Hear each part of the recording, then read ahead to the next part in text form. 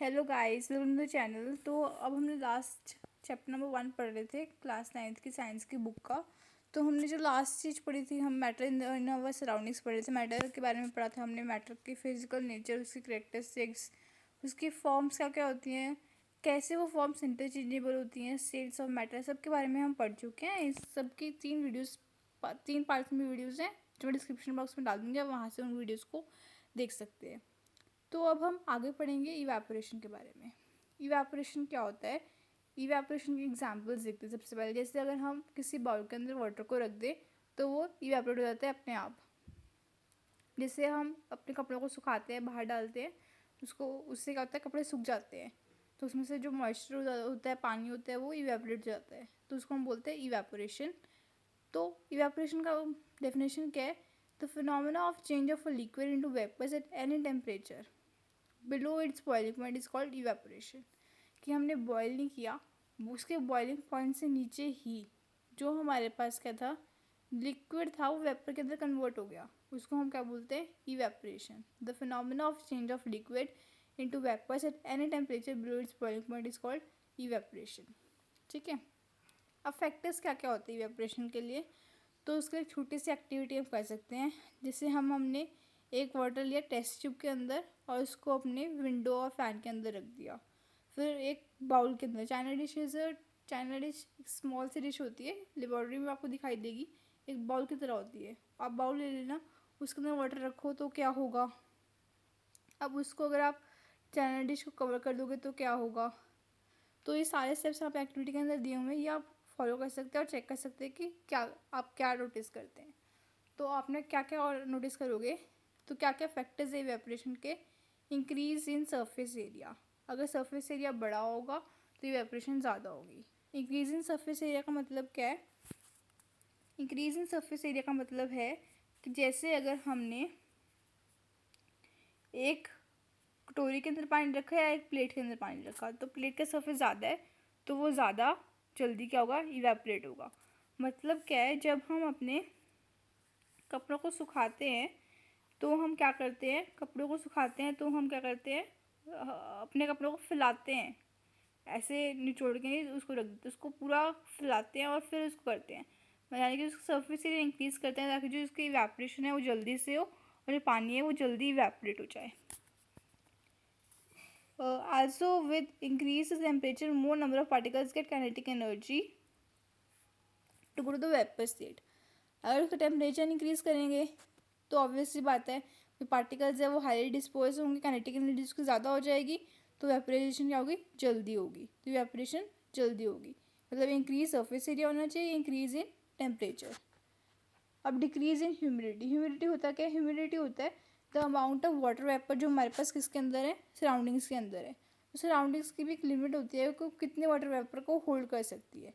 अगर हमारे पास humid climate होगा तो इवेपोरेशन क्या होगी, कम होएगी। जैसे जब बादल छा जाते हैं तो क्या होता है कि हमारे कपड़े थोड़ी देर से सूखते हैं, तो मतलब हमारी इवेपोरेशन जो है वो कम हो जाती है। मतलब अगर हमारे पास ह्यूमिडिटी ज़्यादा होगी तो इवेपोरेशन कम होगी, ह्यूमिडिटी कम होगी तो इवेपोरेशन इंक्रीज़ होगी। ठीक है। तो अगला क्या है, इंक्रीज इन विंड स्पीड। मतलब अगर हवा चल रही होगी तो क्या होगा, वाटर वेपर्स क्या होगा, आपस में टकराएंगे, एनर्जी गेन करेंगे, जिसकी वजह से इवेपोरेशन क्या होगी, ज़्यादा होगी। तो इवेपोरेशन क्या हुआ, evaporation is a phenomena of change of liquid into vapour states without reaching its melting point is known as evaporation. Factors क्या क्या होते हैं इवेपोरेशन के? फैक्टर्स क्या है, increase in surface area, increase in surface area increases the evaporation, increase in temperature increases the evaporation, decrease in humidity increases the evaporation, humidity कम होगी तो evaporation ज़्यादा होगी, increase in wind speed increases the evaporation। अब evaporation cooling cause करती है। अब ये कैसे कूलिंग कैसे कॉज, हम हाथ पे डालते हैं तो हमें हाथ पे ठंडा ठंडा फील होता है और वो जल्दी से उड़ जाता है। मतलब क्या है, उसका बहुत ही कम बॉइलिंग पॉइंट है, वो ज़रा सा टेम्परेचर के में आने पे जो उसकी एनर्जी है, पार्टिकल्स है, वो एनर्जी क्या करते हैं, हमारे हैंड से ऑब्जर्व कर लेते हैं और वो इवेपोरेट हो जाते हैं, जिससे हमारे पास जो एनर्जी है हमारे हाथ से वो लूज़ होती है और जिसकी वजह से वो इवेपोरेट होकर सराउंडिंग्स में चले जाते हैं और हमारे जो हाथ है वो ठंडा ठंडा फील होता है। तो इवेपोरेशन कूलिंग कैसे कॉज करती है? जो हमारे पास लिक्विड होता है वो सराउंडिंग से एनर्जी को गेन करता है, जिससे जो एनर्जी है, जो सराउंडिंग्स की एनर्जी है वो कम होती है और वो ठंडी हो जाती है, जिससे हमारे पास जो है इवेपोरेशन कॉज होती है। ठीक है, तो जो हमारे पास जो इवेपोरेशन है वो कॉज करती है कूलिंग को, जिससे कि हम कॉटन क्लियर्स वेयर करते हैं। कॉटन के क्लोथ्स क्यों पहनते हैं हम? क्योंकि क्या होता है कि समर में क्या होता है, हम प्रेस्पायर करते ज़्यादा, मतलब हमें पसीना ज़्यादा आता है। पसीना ज़्यादा क्यों आता है? ताकि जो वाटर वेपर्स हैं वो इवेपोरेट हो, सराउंडिंग्स में जाए और हमारी बॉडी पे हमें ठंडा ठंडा महसूस हो। एक बार ये समझ लो कि इवेपोरेशन होती कैसे। इवेपोरेशन होती कैसे है? जैसे हमारे पास same example nail polish remover है, उसने आपके हाथ से एनर्जी को गेन किया, जिसकी वजह से उसके पार्टिकल्स में एनर्जी आई, टेम्परेचर इंक्रीज़ हुआ और वो उड़ गया। आपके हाथ से उसने एनर्जी ली तो आपके हाथ पे एनर्जी कम हो गई, जिसकी वजह से आपको ठंडा ठंडा फील हुआ। सेम क्या है कि कॉटन क्लोथ्स पहनते हैं ताकि जो कॉटन क्लोथ्स है वो क्या होता है, good observer of liquid, good observer होता है वो।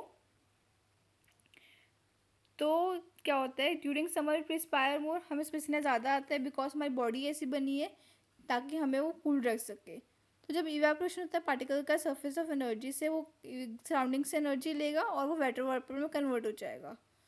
ठीक है, तो कॉटन क्लोथ्स क्या होते हैं, गुड ऑब्जर्वर होते हैं वाटर के, वाटर अच्छे से ऑब्जर्व कर लेते हैं, ताकि अब वाटर को ऑब्जर्व करेंगे ताकि वो इवेपोरेशन हो और हम ठंडा ठंडा महसूस हो, इसलिए जो हम कॉटन क्लोथ्स है वो पहनते हैं समर के अंदर। अगला होता है how do we see droplets on outer surface of glass containing ice water. मतलब अगर तुम एक वाटर बॉटल है, अगर तुमने ठंडे ठंडे पानी के अंदर रखोगे, बाहर निकालते तो क्या होता है, उसके आउटर सरफेस पे ड्रॉपलेट्स ऑफ वाटर चिपक जाते हैं। वो कैसे होता है, जो वाटर वेपर्स होते हैं सराउंडिंग्स के अंदर,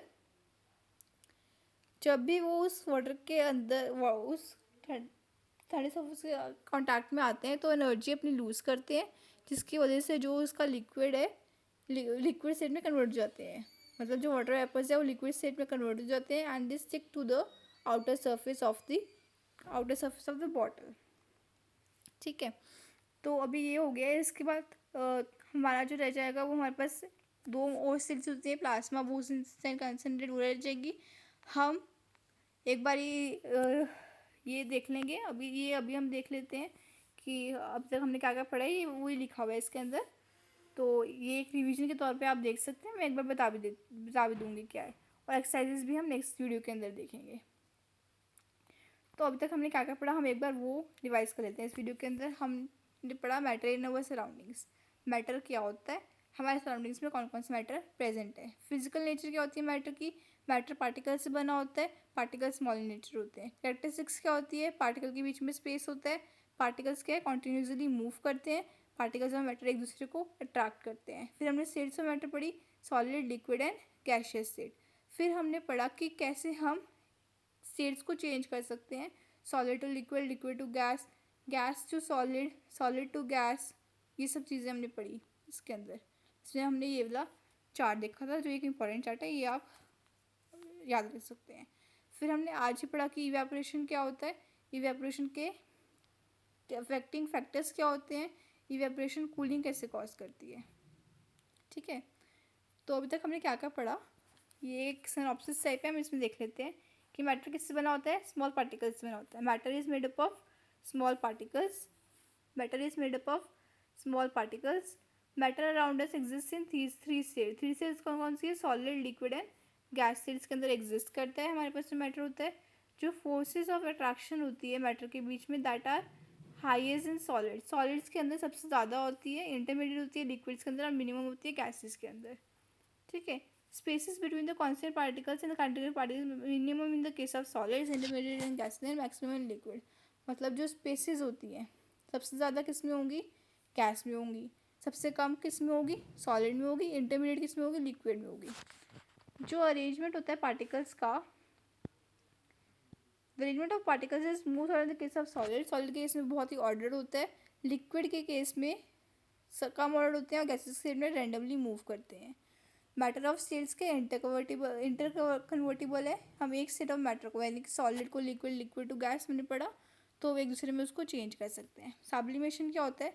सब्लिमेशन में हमने क्या पढ़ा था? हम डायरेक्टली क्या करेंगे, डायरेक्टली हम जो गैसेस स्टेट है उसको सॉलिड में चेंज कर देंगे। जैसे कि हमने पढ़ा था कार्बन डाइऑक्साइड के example. Carbon dioxide gas under high temperature क्या होता है, हमारे पास हाई टेम्परेचर के अंदर वो चेंज हो जाती है gas. High temperature carbon dioxide under high temperature changes to the solid carbon dioxide. तो हमने एक वो एग्जाम्पल पढ़ा था, मतलब कि गैस सब्लिमेशन क्या होता है कि गैसियस स्टेट से डायरेक्टली क्या हुआ, सॉलिड स्टेट में चेंज हो गया, और वाइस वर्सा गैस से वो किस में चेंज होगा, सॉलिड में। सॉलिड टू गैस भी चेंज हो सकता है, ठीक है। Boiling is a bulk phenomena. Bulk phenomena मतलब सारा जब पानी बॉइलिंग से जो पहुँचता है तो सारा वाटर इकट्ठे बॉयल करता है। Evaporation is a surface phenomena, मतलब जो सरफेस उसको मिलता है वो उससे पार्टिकल्स जो है एनर्जी गेन करते हैं और फिर वो ओवरकम करते हैं अपने फोर्स ऑफ अट्रैक्शन को और चेंज होता है वेपर स्टेट के अंदर। इवेपोरेशन है वो हमारा डिपेंड किस पे करते हैं, हमने पढ़ा था, अभी भी पढ़ा हमने, टेम्परेचर के बेसिस पे। एटमोसफियर क्या है हमारे पास, ह्यूमिडिटी कम होनी चाहिए, विंड स्पीड ज़्यादा होनी चाहिए। इवेपोरेशन हमारे पास कूलिंग कॉज करता है, कैसे करता है वो हम पढ़ चुके हैं। लेटेंट हीट ऑफ वेपराइजेशन क्या होता है? Latent heat is the heat energy required to change 1 kg of liquid to gas at atmospheric pressure at its boiling point. Latent heat of vaporisation हमने पढ़ी थी कि अगर हम किसी हीट एनर्जी को 1 kg ऑफ लिक्विड गैस को अगर हम एटमोस्फेरिक प्रेशर, फ्यूजन क्या मतलब क्या है हमारे पास, सॉलिड टू लिक्विड। तो वेपराइजेशन का मतलब क्या है, लिक्विड टू वेपर्स। फ्यूजन का मतलब क्या है, solid to liquid. Definition same है, सिर्फ वर्ड चेंज होंगे, सॉलिड लिक्विड लिक्विड गैस वाले, उसको ध्यान रखना है। ये कुछ यूनिट्स है कि हम कैसे यूनिट्स मेजर करते हैं। जो टेम्परेचर है उसको केल्विन में करते हैं, लेंथ को मीटर में करते हैं, मास को केजी में। ये सब यूनिट्स हैं, ये याद रख sake of the knowledge point of view. हमारे पास ये इंपॉर्टेंट है, हमें टेम्परेचर है, टेम्परेचर हमारे पास इंपॉर्टेंट वन है इसके अंदर कि टेम्परेचर का क्या होता है, केल्विन होता है। हम नेक्स्ट में पढ़ेंगे भी कैसे हम केल्विन को सेल्सियस में, सेल्सियस को केल्विन में कन्वर्ट कर सकते हैं। ये सब चीज़ें हम नेक्स्ट में देखेंगे, नेक्स्ट वीडियो जो आएगी। तो अभी इस वीडियो में हमारे पास हमारा जो बेसिक है इस चैप्टर के अंदर वो हमारा कन्वर्ट हो गया। नेक्स्ट वीडियो में हम इसकी थोड़ी एक्सरसाइजेस करेंगे, जो एक्सरसाइज नीचे दी हुई है इसको सॉल्व करेंगे। थोड़ी जो एक्स्ट्रा चीज़ें हैं वो देखेंगे, थोड़े इंपॉर्टेंट क्वेश्चंस जो बनते हैं इस चैप्टर से वो देखेंगे। और एक जो हमारे पास ये रह गया है, 2 मोर स्टेट्स यानी कि प्लाज्मा स्टेट और Bose Einstein condensate. Bose Einstein condensate क्या होती है, कौन सी स्टेट होती है, क्या करती है इसके अंदर, वो चीज़ें देखेंगे। इसकी एक अलग से वीडियो आएगी। तो अभी तक ये इसकी 4th वीडियो थी, 3 वीडियोस पहले आ चुकी हैं, वो मैं डिस्क्रिप्शन बॉक्स में डाल दूँगी। काइंडली आप उसे देखिए और अगर आपको डाउट है तो आप कमेंट सेक्शन में पूछ सकते हैं मुझसे। So okay guys, bye bye, हम मिलते हैं नेक्स्ट वीडियो के अंदर।